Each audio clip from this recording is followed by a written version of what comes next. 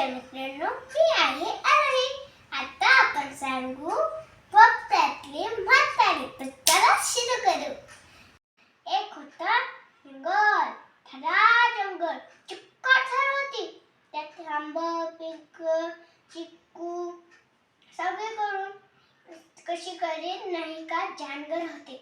आणि दुसरी होती मोठंसं झाड. आणि दुसरी होती माणसाची संस्कृती. म्हणजे माणसांची घर. माणसं बिचारी घाबरून जायची, जीव मुठी धरून राहायची. आणि वाघ कोल्हा आणि कोण त्या अवस्थेत म्हातारी राहत होती. खूप हुशार होती म्हातारी. तिला एक लेक होती.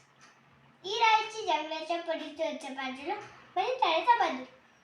म्हातारीला ती आठवण आली ना, म्हातारी जायची आपल्या लेकीला भेटायला.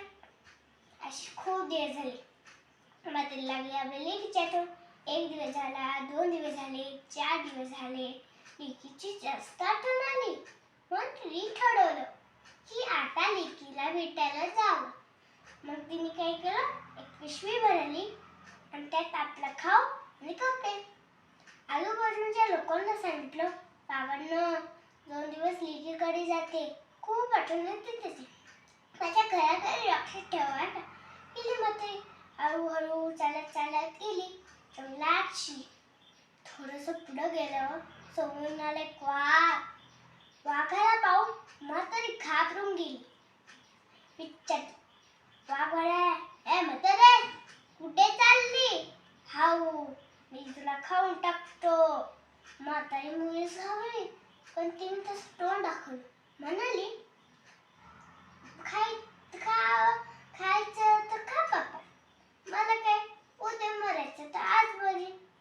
मला आताच खायचंय तर मला बरंच वाटेल, पण आता मला खाऊन कुठं काही मज्जा नाही येणार. तसा वाघ म्हणाला, अय म्हातारे, असं तर फसवायला लावायची का?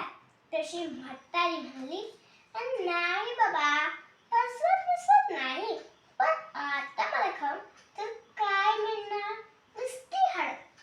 त्यापेक्षा काय कर, मी चालले माझ्या लेकीकडे.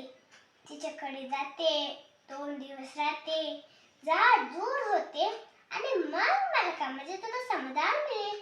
तसा वाघाला वाटून ते म्हणाला, हे मात्र खरं आहे.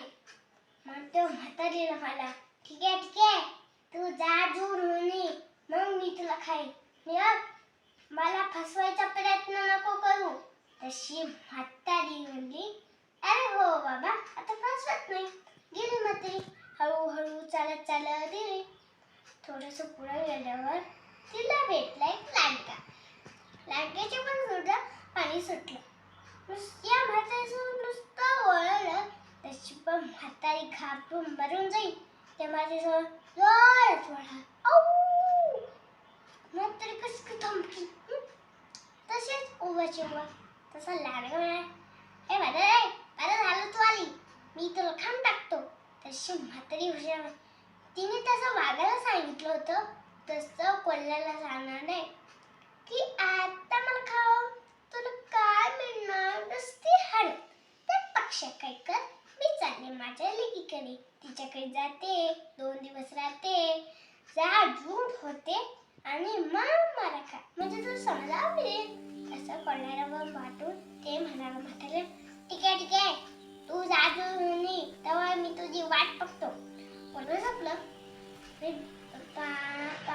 तर पार करून म्हातारी आपल्या लेकीकडे भेटली. आईला पाहून लेकीला खूप आनंद झाला. मिठीच मारली आईला. म्हातारीचे 4 दिवस झाले, जाड जूड होणे आणि खाऊन घेतली. आणि मग आपल्या लेकीला म्हणले, लेकी, आता मला जावा, 2 दिवस राहिले, बरं वाटलं, आता जाते. तेवढे वाचले पण काय पुन्हा. तशी लेक म्हणाले, असं काय काय. मग म्हातारीने तशी जंगलातली सगळी हत्ती सांगली. तशी लेक म्हणाली, हत्तीच्या हत्ती एवढंच ना.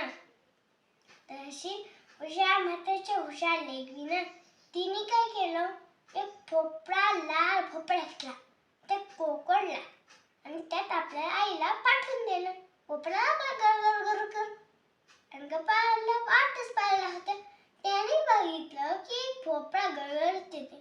ते वळून विचारू लागला.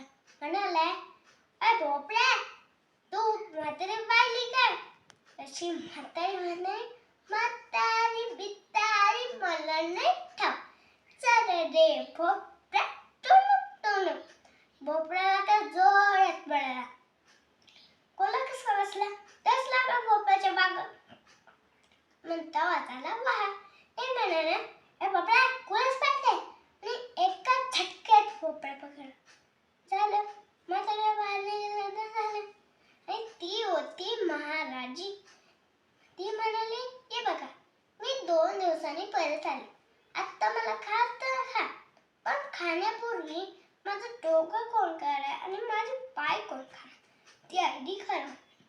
वाघ म्हणाला, माझे पाय मी डोकं खाणार. कोल्हा म्हणाला, मी डोकं खाणार. वाघ म्हणाला, असं काय, मी डोकं खाणार. दोघं लागले भांडायला. अगदी जोरात भांडून प्रश्न विचारले तेव्हा मारामारी करायला लागले. म्हातारी विचारली, हळूच बसली आणि भोपळ्यात बसली आणि म्हणाली, चल रे भोपळ्या टुणूक टुणूक. भोपळा लागले जोरात पळायला. वाघ आणि कोल्हा बसले भांडून. भोपळा मात्र पळाला आणि म्हातारीच्या घरी थांबला. तसे घरी आले तशी म्हातारी सुकळं पिऊन बसली. म्हणून तशा म्हातारीने किती संकटावर इतकी हिंमत केली. झाली गोष्ट. Like, share and subscribe our channel, Arohi Story World.